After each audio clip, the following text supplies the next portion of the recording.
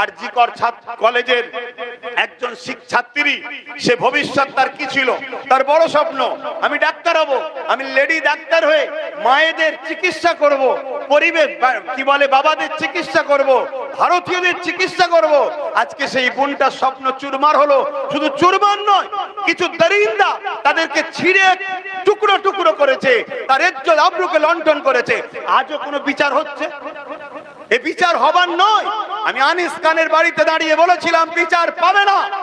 আজকে আমারও মনে হয়, আমার শুধু নয় 95% ভারতীয়কে জিজ্ঞেস করো, তাদেরও মনে হয় আমাদের এই বোনটা আরজি কলেজের যে মেডিকেল কলেজের ছাত্রী, আমার এই বোনও মনে হয় বিচার পাবে না।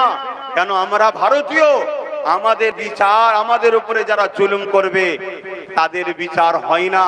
আমার দেশের সেজে দেশের মধ্যে একদল মানুষ ঢুকে গেছে যারা আদৌ ভারতীয় নয়, তাদের মধ্যে ভারতের প্রেম ভালোবাসা কিছুই নাই। ভারতীয় তো সেই ব্যক্তিটা যে প্রতিটা কদম ফেলার আগে, কাজ করার আগে সংবিধানকে প্রাধান্য দেবে। যে সংবিধানকে মানে না সে কখনো ভারতীয় হতে পারে না। কেন? আমার দেশের মূল হলো সংবিধান। সে যত বড় লাটসা হোক আর যেই হোক, কোন ধর্ম থেকে বিলং করছো ওটা আমার জানার প্রশ্ন নয়। তুমি যদি ভারতীয় হও, তোমার মূল কথা হবে আমার দেশের সংবিধান। আমি গর্বিত, আমার ইসলাম, আমার ধর্ম আমাকে শিখিয়েছে, তাই বুক ঠুকে বলতে পারছি আমরা যারা সংবিধানকে মানি না তারা ভারতীয় হতে পারে না। আজকে এই জায়গাগুলো আমাদের খেয়াল করা দরকার। আজকে কিছু কিছু বক্তা বক্তব্য দিচ্ছে, এমন উস্কানিমূলক বক্তব্য দিচ্ছে, আমার ভারতের বা আমার বাংলার শান্তির যে ভৌগোলিক পরিস্থিতি আছে এটাকে শান্ত করতে চাইছে। পিটি থাকতে পেরেছিল যতদিন বলেছিল এনফিল্ড রাইফেলের টুটার মধ্যে, এনফিল্ড রাইফেল যে ছিল তার টুটার মধ্যে মুসলিম এলাকায় যে বলেছে ওতে শরীরের চর্বি দিয়ে আছে, ওই টুটাটাকে মুখ দিয়ে ছিঁড়ে তারপরে সেটাকে ইউজ করতে হতো। মুসলমান শুকরকে খাওয়া বা স্পর্শ করাকে হারাম জানে। ঠিক আমার অমুসলিম ভাই হিন্দু ভাইদের পাড়ায় যে বলতো এনফিল্ড রাইফেল টুটাতে গরুর চর্বি দিয়ে আছে, কেন বলতো ব্রিটিশরা এই খবরটা? যাতে করে হিন্দু ভাইরা ওই টুটা মুখে নিয়ে লড়াই না করে। মুসলিম পাড়ায় শরীরের চর্বি দিয়ে আছে বলতো কেন? এতে মুসলমানরা টুটাতে মুখ না দেয়। এরা দুজন যতদিন বিভাজনে থাকবে ততদিন দেশের হুকুমত করা যাবে। আজও সেই বিভাজন তৈরি করার ষড়যন্ত্র চলছে। কেন? যতদিন আমরা দু ভাই ঝগড়া করব ততদিন আমাদের বাড়িতে সবাই রাজ করতে পারবে। এই জায়গায় আমাদের দু ভাইকে ভাবা দরকার যে আমার দেশটা ধ্বংস যাচ্ছে। আর যখন বিপদে পড়বো, দেখুন দিনকে দিন তো আমরা দু ভাইয়েরাই তো ধ্বংস হচ্ছি, গরিব হচ্ছি আমরা। ৭৮তম স্বাধীন হয়েছে, বলুন সেই আনিস খান কি বিচার পেয়েছে? ৭৮তম স্বাধীন হয়ে গেছে দেশ, বলুন আজকে মণিপুর চলছে, সেখানে কোনোদিন কোনোভাবে তাদের নিরাপদ, তাদের কেন সমস্যা হচ্ছে এতদিন ধরে জ্বলছে, বন্ধ করা হয়েছে। আজকে আমার দেশের কিছু মিডিয়া বা কিছু মানুষ উপার বাংলায় কি হচ্ছে সেটা নিয়ে বড় নাচানাচি করছে, আর আমার দেশে বিভিন্ন জায়গায় জাতপাতের ভিত্তিতে বিভিন্ন স্লোগান দিয়ে মানুষকে পিটিয়ে পিটিয়ে হত্যা করে আমার দেশকে বিভাজনের দিকে নিয়ে যাচ্ছে। এ নিয়ে কখনো প্রতিবাদ হয়? এ নিয়ে কখনো মিডিয়া খবর করে? এ নিয়ে কখনো লড়াই হয়? এটা ভাবতে হবে আমার দেশ কিন্তু ধ্বংসের দিকে যাচ্ছে।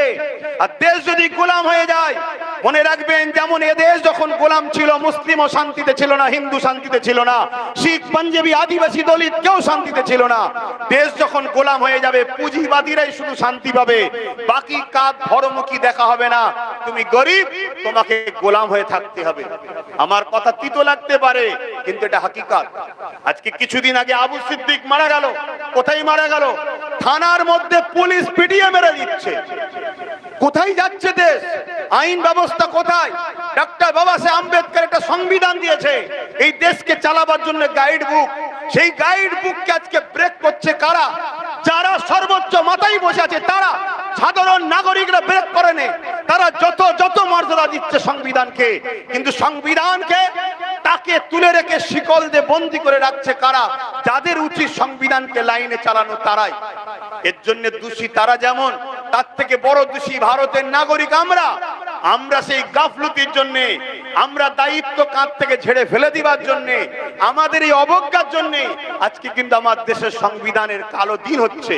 আমার দেশের সংবিধানকে ধ্বংস করে দেওয়া হচ্ছে। কয়েকদিন আগে আরজিকর কলেজের একজন ছাত্রী, সে ভবিষ্যৎ তার কি ছিল, তার বড় স্বপ্ন আমি ডাক্তার হব, আমি লেডি ডাক্তার হয়ে মায়েদের চিকিৎসা করব, পরিবেশ কি বলে বাবাদের চিকিৎসা করব, ভারতীয়দের চিকিৎসা করব। আজকে সেই বোনটার স্বপ্ন চুরমার হলো। শুধু চুরমার নয়, কিছু দরিন্দা তাদেরকে ছিঁড়ে টুকরো টুকরো করেছে, তার ইজ্জত আবরুকে লণ্ঠন করেছে। আজও কোনো বিচার হচ্ছে? এ বিচার হবার নয়। আমি আনিস খানের বাড়িতে দাঁড়িয়ে বলেছিলাম বিচার পাবে না। আজকে আমারও মনে হয়, আমার শুধু নয় 95% ভারতীয়কে জিজ্ঞেস করো, তাদেরও মনে হয় আমাদের এই বোনটা আরজিকর কলেজের যে মেডিকেল কলেজের ছাত্রী, আমার এই বোনও মনে হয় বিচার পাবে না। কেন? আমরা ভারতীয়, আমাদের বিচার, আমাদের উপরে যারা জুলুম করবে তাদের বিচার হয় না। আমার দেশের সেজে দেশের মধ্যে একদল মানুষ ঢুকে গেছে যারা আদৌ ভারতীয় নয়, তাদের মধ্যে ভারতের প্রেম ভালোবাসা কিছুই নাই। ভারতীয় তো সেই ব্যক্তিটা যে প্রতিটা কদম ফেলার আগে, কাজ করার আগে সংবিধানকে প্রাধান্য দেবে। যে সংবিধানকে মানে না সে কখনো ভারতীয় হতে পারে না। কেন? আমার দেশের মূল হলো সংবিধান। সে যত বড় লাটসাহ হোক আর যেই হোক, কোন ধর্ম থেকে বিলং করছো ওটা আমার জানার প্রশ্ন নয়। তুমি যদি ভারতীয় হও, তোমার মূল কথা হবে আমার দেশের সংবিধান। আমি গর্বিত, আমার ইসলাম, আমার ধর্ম আমাকে শিখিয়েছে, তাই বুক ঠুকে বলতে পারছি আমরা যারা সংবিধানকে মানি না তারা ভারতীয় হতে পারে না। আজকে এই জায়গাগুলো আমাদের খেয়াল করা দরকার। আজকে কিছু কিছু বক্তা বক্তব্য দিচ্ছে, এমন উস্কানিমূলক বক্তব্য দিচ্ছে, আমার ভারতের বা আমার বাংলার শান্তির যে ভৌগোলিক পরিস্থিতি আছে এটাকে শান্ত করতে চাইছে। ব্রিটিশ থাকতে পেরেছিল যতদিন বলেছিল এনফিল্ড রাইফেলের টুটার মধ্যে, এনফিল্ড রাইফেল যে ছিল তার টুটার মধ্যে মুসলিম এলাকায় যে বলেছে ওতে শরীরের চর্বি দিয়ে আছে, ওই টুটাটাকে মুখ দিয়ে ছিঁড়ে তারপরে সেটাকে ইউজ করতে হতো। মুসলমান শুকরকে খাওয়া বা স্পর্শ করাকে হারাম জানে। ঠিক আমার অমুসলিম ভাই হিন্দু ভাইদের পাড়ায় যে বলতো এনফিল্ড রাইফেল টুটাতে গরুর চর্বি দিয়ে আছে। কেন বলতো ব্রিটিশরা এই খবরটা? যাতে করে হিন্দু ভাইরা ওই টুটা মুখে নিয়ে লড়াই না করে। মুসলিম পাড়ায় শরীরের চর্বি দিয়ে আছে বলতো কেন? এতে মুসলমানরা টুটাতে মুখ না দেয়। এরা দুজন যতদিন বিভাজনে থাকবে ততদিন দেশের হুকুমত করা যাবে।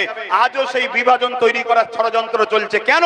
যতদিন আমরা দু ভাই ঝগড়া করব ততদিন আমাদের বাড়িতে সবাই রাজ করতে পারবে। এই জায়গায় আমাদের দু ভাইকে ভাবা দরকার যে আমার দেশটা ধ্বংস যাচ্ছে। আর যখন বিপদে পড়বো, দেখুন দিনকে দিন তো আমরা দু ভাইয়েরাই তো ধ্বংস হচ্ছি, গরিব হচ্ছি আমরা। তো ভাই কথা বলতে গেলে অনেক সময় লাগে, সেদিকে আমি আর যাচ্ছি না। আমি সংক্ষেপ করছি, আপনাদের কাছে অনুরোধ করব এই মহান দিনটায় আসুন আমাদের যার যেখানে যেভাবে ক্ষমতা আছে, যেভাবে প্রচারের মাধ্যম আছে, আমরা একে অপরকে প্রচার করি আমার দেশের সার্বভৌমত্বকে নিরাপদে রাখার জন্য, আমার দেশবাসী যারা সম্প্রীতিতে ভ্রাতৃত্বে বসবাস করতে পারি তার জন্য একে অপরের মেসেজ ছড়ান। এই আশা রেখে এই স্বাধীনতা দিবস 15ই আগস্ট এই দিন আমাদের জন্য খুশি এনেছে, আনন্দ এনেছে। আমাদের বাচ্চার জন্য খুশি আনন্দ যেন যুগ যুগ ধরে আনে, এটা বলেই আমি আমার সংক্ষিপ্ত বক্তব্য এখানে শেষ করছি। ভারতবর্ষ জিন্দাবাদ, ভারতের সংবিধান জিন্দাবাদ। সকলে ভালো থাকেন, সুস্থ থাকেন।